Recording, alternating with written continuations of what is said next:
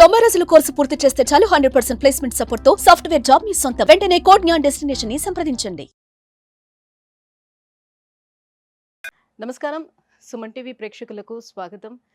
ప్రస్తుతం మనతో పాటు ఉన్నారు శ్రీచక్ర పీఠ వ్యవస్థాపకులు, అలాగే ప్రముఖ జ్యోతిష్య పండితులు, మనందరికీ సుపరిచితులైనటువంటి డాక్టర్ ప్రదీప్ జోషి గారు మనతో పాటు ఉన్నారు.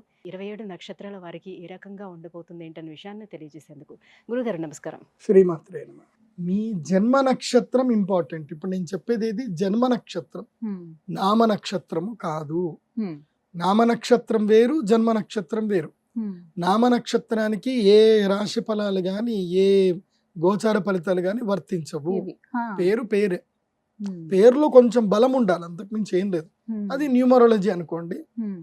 మిగతాదంతా కూడా ఇప్పుడు నేను చెప్పేటువంటి నక్షత్ర ఫలితాలు ఏవవుతున్నాయి నామ నక్షత్రాన్ని బట్టి, నేను చెప్పేటువంటి పరీక్ష ఏవైతే నక్షత్ర ఫలితాలు ఏవైతే ఉన్నాయో ఇవి జన్మ నక్షత్రం అయితే తెలుసుకోవాలి. మీ జన్మ నక్షత్రం మీకు తెలియదంటే నా వెబ్సైట్కి విజిట్ అవ్వండి. అక్కడ మీ date of birth, time, place అన్ని కూడా ఎంటర్ చేయండి. మీకు మీ యొక్క జాతకం మీకు ఈమెయిల్లో PDF రూపంలో వస్తుంది. ఇది 500 పేజీలకు పైగా వస్తుంది. డే టు డే రిపోర్ట్తో సహా వస్తుంది. అంటే ఈ రోజు ఏం జరగబోతుంది, రేపు ఏం జరగబోతుంది అనేది సూచన ప్రాయంగా డే టు డే రిపోర్ట్తో సహా వస్తుంది. సో అది మీరు స్వీకరించవచ్చు. మీ జన్మ నక్షత్రం అక్కడి నుంచి తెలుసుకోండి. పేర్లను బట్టి ఇప్పుడు శ్రీనివాస్ అని పేరు ఉంటుంది, అందరు తులారాశి అని చెప్పేస్తారు. కాదు. ఇప్పుడు వెంకటేష్ అంటారు, వేవో కాకి మృగశిర నక్షత్రము అంటే ఇది మిథున రాశి అని చెప్పేస్తారు. కాదు. సో ఇలా పేరును బట్టి మీరు రాశులు చెప్పుకోకండి, నక్షత్రాలు చెప్పుకోకండి, దాని ఫలితాలు ఉండవు. సో ఇప్పుడు ఈ సంవత్సరము క్రోధినామ సంవత్సరంలో ఒక్కొక్క నక్షత్రం వారికి ఎలా ఫలితాలు ఉన్నాయో చెప్తాను. అందరూ జాగ్రత్తగా వినండి. మీ జన్మ నక్షత్రాన్ని బట్టి మీరు నోట్స్ రాసుకోండి. పూర్వభాద్ర నక్షత్రం వాళ్ళకి ఎలా ఉండబోతుంది? శ్రీ గురుభ్యో నమః, శ్రీమాత్రే నమః. ఈ సంవత్సరము ఎవరైనా సైకలాజికల్గా డిస్టర్బ్ అవుతారు అని అంటే అది పూర్వభాద్రపద నక్షత్రమే. బికాస్ మీ యొక్క నక్షత్రంలో ఎవరున్నారు అంటే శని ఉన్నాడు. శని పూర్వభాద్రపద నక్షత్రం ఉన్నాడంటే మీ యొక్క మస్తిష్కంలో, మీ ఆలోచనలో శని ఉన్నాడు అని అర్థం. శని అక్కడ ఉన్నాడు అంటే అర్థం ఏంటంటే దుఃఖం, ఏడిపిస్తాడు. బలబల బలబల ఏడుస్తారు. ఎట్లా ఏడుస్తారు అంటే అసలు కన్నీ లాగవు, వెక్కి వెక్కి ఏడుస్తారు. అంత దుఃఖం ఉంటుంది, అంత బాధ కలుగుతుంది ఈ సంవత్సరం. మీరు ఏ పని చేయండి, ఎక్కడికైనా వెళ్ళండి, అప్రిషియేషన్ ఉండదు, ఇబ్బంది కలుగుతుంది. తర్వాత మంచి చేద్దామని పోతే చెడు జరుగుతుంది, కరెంటు షాకులు తగులుతాయి, అగ్ని ప్రమాదాలు ఉంటాయి. చాలా జాగ్రత్తగా ఉండండి. మీరు ఫోన్లలో మాట్లాడేటప్పుడు చాలా అప్రమత్తంగా ఉండండి. వాయిస్ రికార్డులు చేసుకుంటారు. ఇప్పుడు ఉదాహరణకి మీ బాస్ గురించి ఏదో మీ ఫ్రెండ్ అన్నాడు, వాడేంది దరిద్రుడు, అస్సలు నాకు పని కానివ్వట్లేదు, ఎప్పుడు ఈ టార్చర్ పెడుతున్నా అంటే, అవునే వీడు నిజంగా చండాలుడే, దుర్మార్గుడు అని చెప్పి మీరు ఏవైతే అన్నారో అవన్నీ కూడా రికార్డ్ చేస్తారు వీళ్ళు. అక్కడ ఎప్పుడు చూపించాలో అక్కడ తీస్తారు.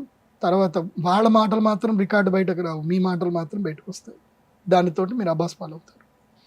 ఈ సంవత్సరము అనర్థాలు, అరిష్టాలు ఎవరికైనా జరుగుతున్నాయి. ఇది టాప్ నంబర్ 1లో ఎవరైనా ఉన్నారు అంటే అది పూర్వభాద్రపద నక్షత్రం వాళ్ళే. టాప్ నంబర్ 1 ఇన్ ద నెగిటివ్లో టాప్ నంబర్లో ఉన్నారు. సో వీళ్ళకి సర్జరీస్ అవుతాయి, మోకాళ్ళ నొప్పులు అవుతాయి, తల్లిదండ్రులకు, కొడుకులకు, పిల్లలకు గొడవలు అవుతాయి. చూడండి, నీ కొడుకే మీ మీద కేసేస్తాడు చూడండి కావాలంటే.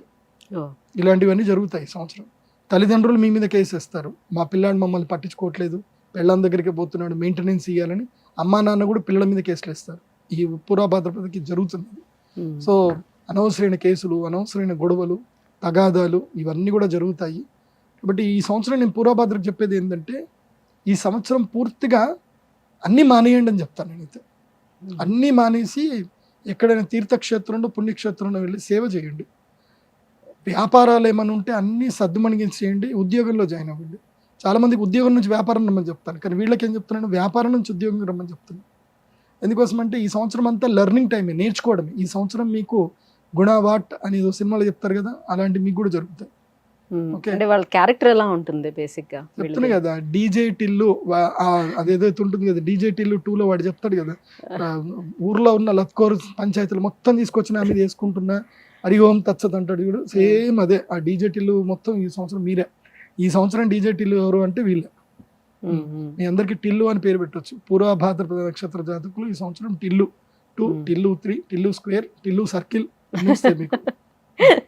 ఈ సంవత్సరం కాకుండా సాధారణంగా వాళ్ళ గుణాలు ఎలా ఉంటాయి? లేదు, దే ఆర్ వెరీ గుడ్. వాళ్ళు చాలా బాగుంటారు, మంచి యాటిట్యూడ్ ఉంటుంది, అంత బాగుంటుంది. కానీ ఈ సంవత్సరం బాగాలేదు. ఈ సంవత్సరం మాత్రం చాలా కేర్ఫుల్గా ఉండాలి. ఓకే, మరి ఎలాంటి పరిహారాలు ఏమైనా చేసుకోవాలా వాళ్ళు?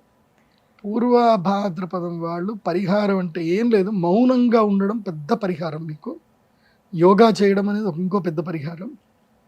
ప్లస్ దేవాలయ రీత్యా మీరు కామాఖ్య అమ్మవారిని దర్శనం చేసుకోండి. గౌహతి వెళ్ళండి, మన హైదరాబాద్ నుంచి డైలీ ఫ్లైట్స్ ఉన్నాయి. గౌహతి ఫ్లైట్లో వెళ్ళండి, గౌహతి దర్శనం చేసుకోండి, అమ్మవారి దర్శనం చేసుకోండి. ఆ తర్వాత విశేషంగా కామాఖ్య తంత్రం అని ఒక పూజ ఉంటుంది, అది ప్రత్యేకంగా మీరు చేయించుకుంటే మంచిది. అంటే సంపదలు ఎక్కువ ఉన్న వాళ్ళకి చెప్తున్నాను. సంపద లేనటువంటి అంటే సంవత్సరానికి 50 లక్షలకు పైగా ఇన్కమ్ ఉంటే కామాఖ్య తంత్రం చేయించుకోండి. ఎందుకోసం అంటే అది మినిమం 3 లక్షలు అవుతుంది, చాలా పెద్ద పూజ. సో ఒకవేళ మీకు అంత లేదు, డైరెక్ట్గా వెళ్ళండి, అమ్మవారి దర్శనం చేసుకోండి, అమ్మవారికి దండం పెట్టుకోండి. పిండి కొద్ది రొట్టె, మీరు ఎంత సంపాదిస్తారు, ఎంత పోగొట్టుకోండి. ఇప్పుడు ఉదాహరణకి నేను నెలకి ₹1,00,000 సంపాదిస్తున్నా, పోతే ఎంత పోతుంది, ₹1,00,000 పోతాయి నాకు, అంతకుమించి నష్టం ఏం లేదు. కానీ నెలకి ₹1,00,00,000 సంపాదించే వ్యక్తికి ₹1,00,000 పోవడం అంటే చాలా పెద్ద ఇబ్బంది. కాబట్టి అలాంటి నష్టాలు జరగొద్దు అని అంటే కామాఖ్య తంత్రం చేసుకోండి. ధన్యవాదాలు గురుగారు. శ్రీమాన్.